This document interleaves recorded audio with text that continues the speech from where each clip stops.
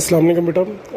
आज का हमारा जो लेक्चर नंबर 2 है उसको मैं स्टार्ट करने से पहले ये बताता जाऊँ कि जो लास्ट टाइम हमारी बात हुई वो किस चीज़ के बारे में हुई और हमने क्या देखा।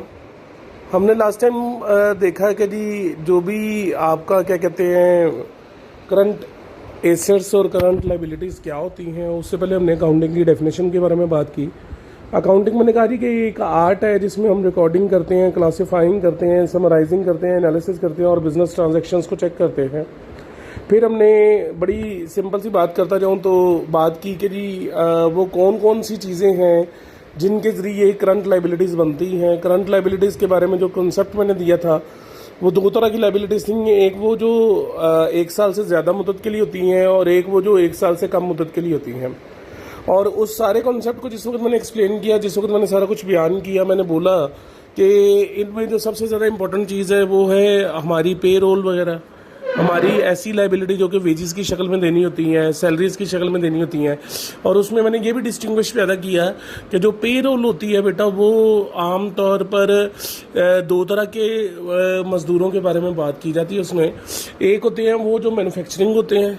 मैन्युफैक्चरिंग में अगर बड़ी सिंपल सी बात करता जाऊँ तो जितने भी चीज़ों को बनाने वाली लेबर होती है उसको हम मैन्युफैक्चरिंग लेबर कहते हैं। और उनकी जो भी चीज़ें होती हैं वो डायरेक्ट पेमेंट में आती हैं, डायरेक्ट एक्सपेंसेस में आती हैं और इनका ताल्लुक ट्रेडिंग से होता है। और वो तमाम चीज़ें जिनका ताल्लुक इनडायरेक्टली होता है और जिनको आम तौर पर पेमेंट के पॉइंट ऑफ व्यू से जिस वक्त देखा जाता है तो वो एडमिनिस्ट्रेटिव स्टाफ में आती हैं। उनको हम नाम देते हैं क्या कहते हैं, अल्लाह आपका भला करे, इनडायरेक्ट, और उनको सैलरीज का नाम दिया जाता है। और सैलरीज जो उनसे वो सुपरवाइजरी स्टाफ के लिए होती हैं। आज हमने जो बात करनी है वो पेज नंबर 443 तक लास्ट टाइम मैंने आपको बताया था कि जो आम तौर पर एक होती है बेसिक सैलरी, एक होती है आपकी वो क्या कहते हैं ग्रॉस सैलरी। बेसिक सैलरी और ग्रॉस सैलरी में थोड़ा सा ये फ़र्क होता है कि बेसिक सैलरी के अंदर तमाम के तमाम जो एक्स्ट्रा बेनिफिट्स हैं, अलाउंसेस हैं, वो शामिल किए जाते हैं। मगर जिस वक्त आप बात करते हो ग्रॉस सैलरी की से बेसिक सैलरी की, तो बेसिक सैलरी में वो सारा कुछ शामिल नहीं होता। जैसे कन्वेंस अलाउंस, आपके मतलब किस्म के टैक्सेस वगैरह, ये सारी की सारी चीज़ें आपके बीच में शामिल नहीं होती। आज जो बात हमने शुरू करनी है उसके बारे में अगर मैं थोड़ा सा एक्सप्लेन करता जाऊँ कि आज हमने जो बात का जिक्र शुरू करना है वो पेज नंबर 443 के ऊपर सबसे पहले एम्प्लॉयर पे रोल टैक्सेस कि एम्प्लॉयर जो है वो मुख्तलिफ किस्म के टैक्सेस पे करता है पे रोल के ऊपर, जिनमें income tax, excise duty, clearing charges, sales tax वगैरह, आपकी इनकम टैक्स वगैरह, आपकी वेल्थ टैक्स वगैरह, प्रॉपर्टी टैक्स वगैरह होता है। उन टैक्सों में सबसे पहले जो है वो कौन सा टैक्स है जी? Federal and state unemployment tax. ऐसा टैक्स जो आम तौर पर गवर्नमेंट, पाकिस्तानी गवर्नमेंट तो नहीं, बाहर की गवर्नमेंट देती है, ये अनएम्प्लॉयमेंट के ऊपर देती है। और आम तौर पर वफाकी हुकूमत जो सी होती है वो टैक्स की जो रकम हासिल होती है वो अनएम्प्लॉयमेंट को दूर करने के लिए होता है। और इस चीज़ को नाम यहाँ पे दिया जाता है, जो अक्सर आपको यहाँ पे टर्म यूज़ होती हुई नजर आएगी, वो है FUTA, फेडरल अनएम्प्लॉयमेंट टैक्स। ठीक है। और आमतौर पर इसके लिए जो है वो मतलब परसेंटेजेस दी होती हैं। जैसे वो कहता है जी for the year of 2010 employees are required to pay the FUTA tax at the 6.2% of the first 7,000 earned। जो 7,000 रुपये तक कमाएगा उसकी 6.2% टैक्स होगा। उसके बाद वो कहता है the federal tax can be reached up to the credit 5.4% tax up to the state program. और आम तौर पर यह टैक्स जो है वो 5.4% तक जा सकता है। खैर, इसके बाद आगे वो अगर बात करता हूँ तो स्टेट एम्प्लॉयमेंट टैक्स होता है। अच्छा, ये टैक्स 2 तरह के हैं। एक जो फेडरल गवर्नमेंट लगाती है उसको फेडरल टैक्सेस कहा जाता है, और जो कि आपकी स्टेट लगाती है, जैसे इसको प्रोविंशियल गवर्नमेंट भी कह सकता हूँ। जैसे गवर्नमेंट ऑफ पंजाब अगर टैक्स लगाए तो ऐसे टैक्सेस को स्टेट अनएम्प्लॉयमेंट टैक्स कहा जाएगा। और गवर्नमेंट की तरफ से जो वफाकी गवर्नमेंट की तरफ से या वो क्या कहते हैं इस्लामाबाद की गवर्नमेंट की तरफ से होगा उसको फेडरल टैक्स कहा जाता है। अब रिकॉर्ड इसको कैसे किया जाता है, अगर बड़ी सिंपल सी बात करता जाऊँ तो जैसे ये पे रोल है, ये देखिएगा, इसकी एंट्री क्या है, पेरोल टैक्स एक्सपेंसेस डेबिट होंगे, क्योंकि एक्सपेंस के बारे में मैंने लास्ट टाइम भी बोला था कि वो हमेशा डेबिट होता है। और क्रेडिट आपने जितने भी एक्सपेंसेस पे करने हैं वो क्रेडिट होते जाएंगे। जैसे सोशल सिक्योरिटी टैक्स है 6.2% है, वो 277 का 6.2% लोग है। ठीक है ना, ये ऊपर उसने एक दी भी हुई है। ठीक है ना, ये देखो जरा, एसेट्स हैं और लाइबिलिटीज़ हैं। लाइबिलिटीज़ में आपका 1, 2, 4, 2, 9, 6, 108 और 16, इन सबको जमा करोगे तो वो 277 बन जाएगा। यानी कि लाइबिलिटी के तौर पर आपको पे रोल में के लिए 277 रुपये चाहिए, जो कि इक्विटी में से या टैक्सेस में से निकाले जाएंगे। और यही चीज़ उनसे उसने यहाँ पे एंट्री में भी शो की हुई है। एक्सपेंस डेबिट होगा और जो टैक्स पेएबल है वो सारे के सारे क्रेडिट होंगे, क्योंकि वो लाइबिलिटी है। इसकी जो परसेंटेजेस हैं वो ऊपर दी हुई हैं और वो सारी की सारी चीज़ जो सी है वो इस पैराग्राफ में एक्सप्लेन्ड है, ठीक है ना। और आपने इस पैराग्राफ को देखना और उसके बाद ये वाली जो सी आपकी क्या कहते हैं एंट्री, इसको देख लेना है, ठीक है। तो याद रखिएगा जो भी इसकी एंट्री के पॉइंट ऑफ व्यू से अगर मैं थोड़ा सा आपको दोबारा से एक्सप्लेन करता जाऊँ, जो भी आपने जो सा है वो सैलरी पे करनी होती है वो हमेशा आपकी डेबिट होती है, क्योंकि सैलरी एक्सपेंस होता है। तो सैलरी से रिलेटेड जितने भी आपने एक्सपेंसेस पे करने हैं वो भी आपके सारे के सारे डेबिट होंगे। टैक्सेस पे करने हैं वो भी डेबिट होंगे। तो उसको हम हमेशा सैलरी एक्सपेंस में डेबिट कर दूंगा और जो भी उसके ऊपर टैक्सेस हैं वो क्रेडिट कर दूंगा। जैसे फेडरल एक्साइज टैक्स है या स्टेट का टैक्स है, जो भी ये चीज़ें होती हैं ये पेएबल होती हैं और ये पेएबल जो सी चीज़ें होंगी ये सारी की सारी आपकी क्रेडिट हो जाएंगी।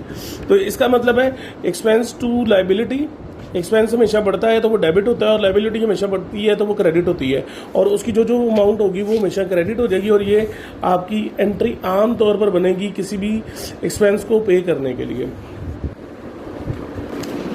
अच्छा जी, इसके बाद वो जो बात कर रहा है वो कहता है जी मल्टी पीरियड नाउन लाइबिलिटीज़ है। अगर टाइम पीरियड एक से ज़्यादा हो जाए, ठीक है ना, तो उसको मल्टी पीरियड भी कहा जाता है, लॉन्ग टाइम भी कहा जाता है। वो कहता है जी many known liabilities are extend over multiple periods. जैसे अगर फर्ज करो किसी का 4 महीने का टाइम पीरियड है, किसी का 5 महीने का टाइम पीरियड है, आपने किसी बंदे को पेमेंट करनी है वो 2 महीने के बाद, 1 महीने के बाद, 4 महीने के बाद, यानी कि वैरायटी ऑफ पीरियड्स हो जाए, एक से ज़्यादा टाइम पीरियड हो जाए, तो इस चीज़ को मल्टी पीरियड नाउन लाइबिलिटीज़ कहा जाता है। इस चीज़ के कॉन्सेप्ट को वो कहता है जी आम तौर पर जो सा है लॉन्ग टर्म डेट्स कहा जाता है, मगर उसमें से जितना आपने पे करना होता है अभी उसको हम करंट पोर्शन कहते हैं। इसकी अगर बड़ी सिंपल सी एग्जांपल दे दूं, एक आम तौर पर अकाउंट्स में एक एक्सपेंस होता है जिसको हम नाम देते हैं बेटा डेफर्ड लाइबिलिटीज का, या फिर प्रीमिनरी एक्सपेंसेस। फर्ज करो एक एक्सपेंस है प्रीमिनरी एक्सपेंसेस, ठीक है। ये होते क्या है ये पहले ये बता दूं। प्रीमिनरी एक्सपेंसेस वो होते हैं जो कंपनी बनती है तो बनते वक्त उसके ऊपर जो भी एक्सपेंसेस किए जाते हैं उसकी स्टार्टिंग के ऊपर जिस वक्त कंपनी की रजिस्ट्रेशन करवानी पड़ती है उसका मेमोरेंडम बनाना पड़ता है, आर्टिकल बनाना पड़ता है, प्रोस्पेक्टस बनाना पड़ता है, उन सारी चीज़ों पे जो खर्चा होता है उस चीज़ को हम प्रीमिनरी एक्सपेंसेस कहते हैं। आमतौर पर वो इसके अंदर 2 तरह की कैटेगरीज बना देता है। एक चीज़ कह देता है कि इसको राइट ऑफ कर दो। राइट ऑफ का मतलब होता है कि इसका कुछ हिस्सा बीच में से निकाल कर इस साल के अंदर डाल दो और बाकी का जो सा है वो नेक्स्ट ईयर के ऊपर डाल दो। जो नेक्स्ट ईयर के ऊपर चली जाती है उसको हम नाम देते हैं डेफर्ड। डेफर्ड का दूसरा मतलब फ्यूचर कॉस्ट भी होता है। फर्ज करें अगर ये 9,000 रुपए के एक्सपेंसेस हैं और वो कहता है जी 1/3 इसका जो सा है वो अभी करंट ईयर में डाल दो और 2/3 जो सा वो नेक्स्ट ईयर के लिए निकाल दो, तो 9,000 को जब मल्टीप्लाई करूंगा 1/3 के साथ तो वो 3,000 रुपये आ जाएगा। 3,000 रुपये इस साल के लिए है और 6,000 रुपये जो वो नेक्स्ट ईयर के लिए है। तो मेरा जो 3,000 है वो करंट लाइबिलिटी बन जाएगा और 6,000 रुपये लॉन्ग टर्म डेट बन जाएगा। और इसी चीज़ को यहाँ पे current portion of long term debt कहा गया है, ठीक है ना। दोबारा बोल दूं, वो हिस्सा टोटल लाइबिलिटी का जो कि आपके पास करंटली आपने पे करना है और बाकी का जो सा वो नेक्स्ट ईयर देना है, उस चीज़ को करंट लाइबिलिटी और डेफर्ड या फ्यूचर कॉस्ट कहेंगे।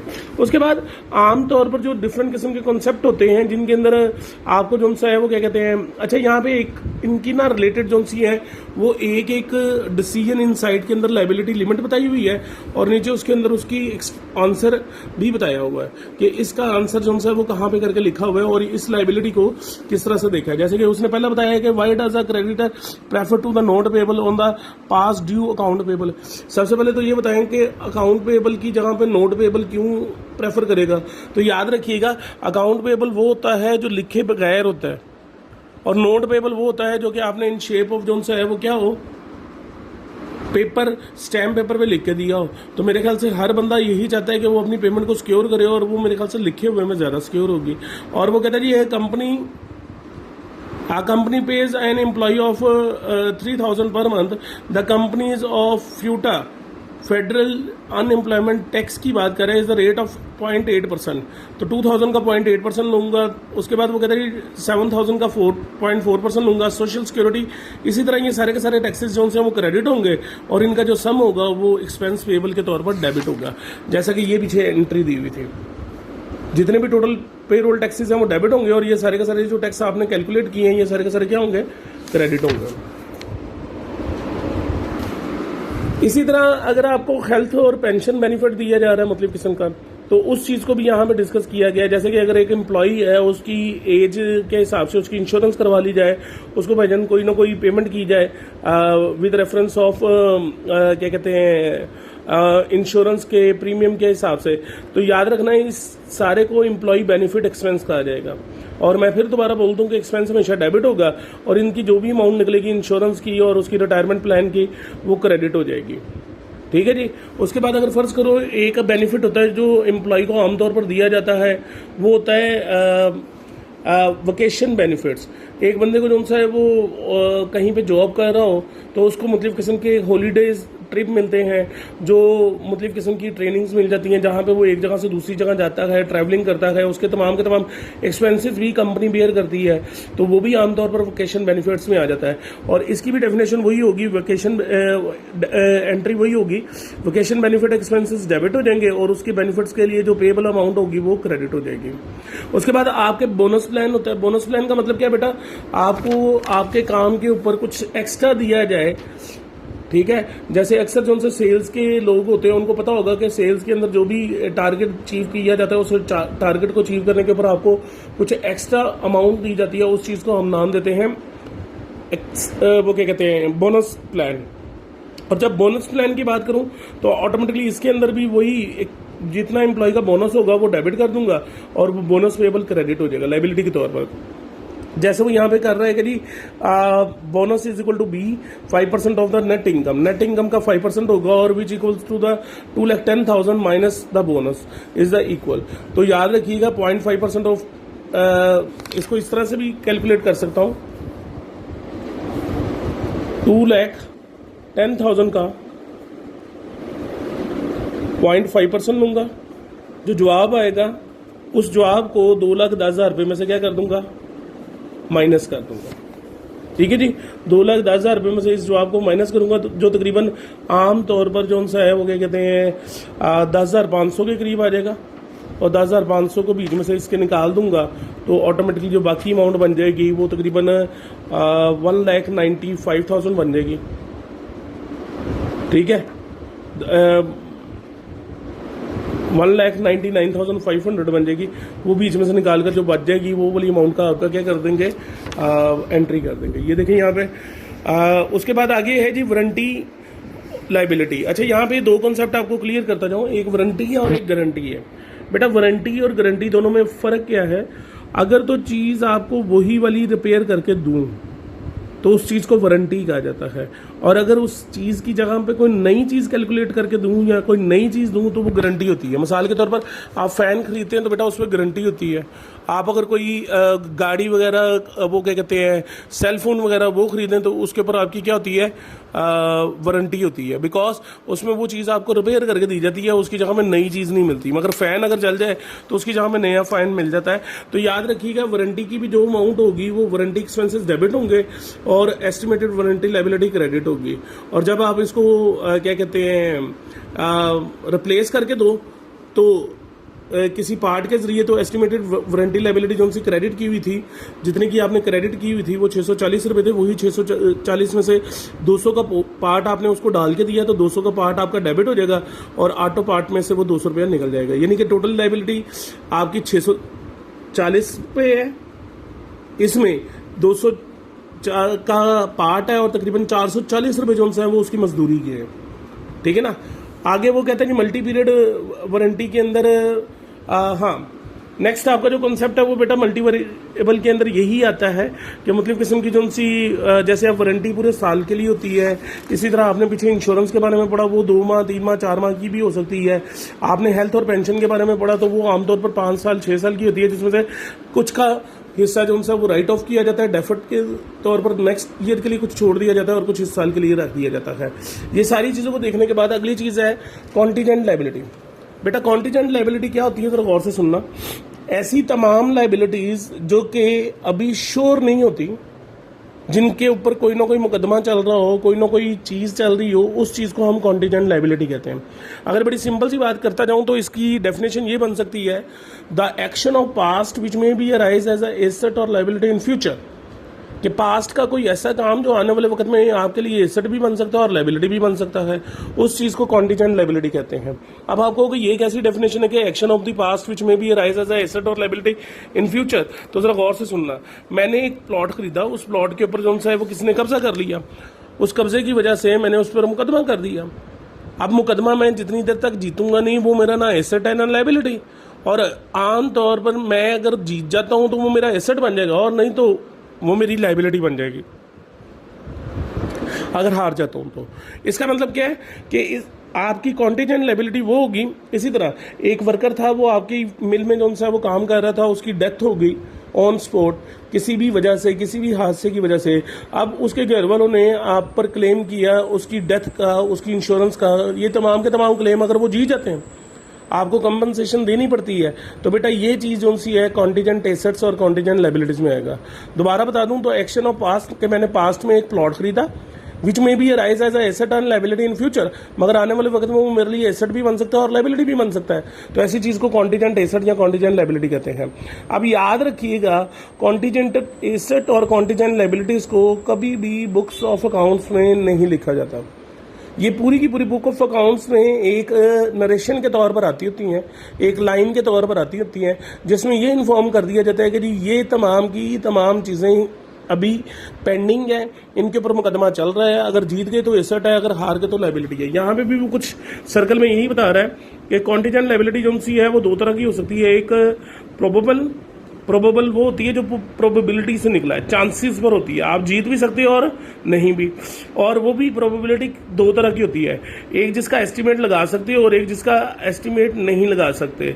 जिसका एस्टिमेट लगा सकते हो उसको तो रिकॉर्ड कर लोगे कि जी ये 10 लाख की है, 5 लाख की है, 4 लाख की है, और जिसका नहीं कर सकते उसको हम आम तौर पर डिस्क्लोज किया जाता है एज अ नोट। ये देख लो जरा, फुट नोट के तौर पर लिखा जाता है, इसको कहीं पे भी बुक्स ऑफ अकाउंट्स में नहीं लिखा जाता। और मेरे ख्याल से ये तमाम की तमाम जो सी हैं वो नीचे की नीचे बताई हुई हैं। जैसे पोटेंशियल लीगल क्लेम है कानूनी कार्रवाई के बाद, उसके बाद डेप्ट गारंटी, आपने किसी की गारंटी दी हुई या उसके खिलाफ मुकदमा हुआ है, वो भी इसमें आ जाता है। एंड अदर कॉन्टीजेंटीज, इसमें मेरे ख्याल से मैंने बोला कि फर्ज करो आपका कोई वो क्या कहते हैं प्लॉट खरीदा, उस प्लॉट के ऊपर आपका कब्जा हो गया, वो सारा कुछ इसमें आ जाएगा। आगे वो जो बात कर रहे हो कहते हैं अनसर्टेनिटीज आर नॉट कॉन्टीजेंट। हाँ, अगर फर्ज करो मैं कोई चीज़ प्लॉट वो क्या कहते हैं गुड्स खरीदता हूँ और कल को मैं कहूँगा जी ये महंगी होंगी या सस्ती होंगी, ये कॉन्टीजेंट नहीं है। कॉन्टीजेंट हमेशा वो चीज़ होगी जिसके ऊपर कोई ना कोई मुकदमा चल रहा हो, जिसका अभी तक फिलहाल कोई पता ना हो, ठीक है ना। और ये आमतौर पर 2 तरह की होती है, जिसके बारे में मैंने अभी बताया भी कि एक वो है जिसको डिटर्मिनेबल होती हैं, और डिटर्मिनेबल का दूसरा नाम अभी हमने पढ़ा एस्टिमेटेड लायबिलिटीज। एस्टिमेटेड वो होती हैं जिनका कैलकुलेशन की जा सकती है, ठीक है जी। और उसके बाद दूसरी जो सी होती हैं वो ये होती हैं अनएस्टिमेटेड, जिसके बारे में आपको पता नहीं चलाया जा सकता, ठीक है ना। तो याद रखिएगा कॉन्टीजेंट एसेट्स और कॉन्टीजेंट लायबिलिटी जो सी है वो कहीं पे भी हो, उसको कहीं पे भी जाहिर करते हुए आपको तमाम के तमाम चीज़ों को देखना पड़ेगा कि वो एस्टिमेटेड है या अनएस्टिमेटेड है, ठीक है जी। और इस चीज़ को जो नाम दिया जाता है वो दिया जाता है बेटा क्या कहते हैं कॉन्टीजेंट लायबिलिटीज़ का। यहाँ तक आज का बेटा सेशन 1 है, उसके बारे में इंशाल्लाह मीटिंग के अंदर, गूगल मीटिंग के अंदर बात भी करेंगे और देखेंगे क्या वो बताता है। जज़ाकुमुल्लाह।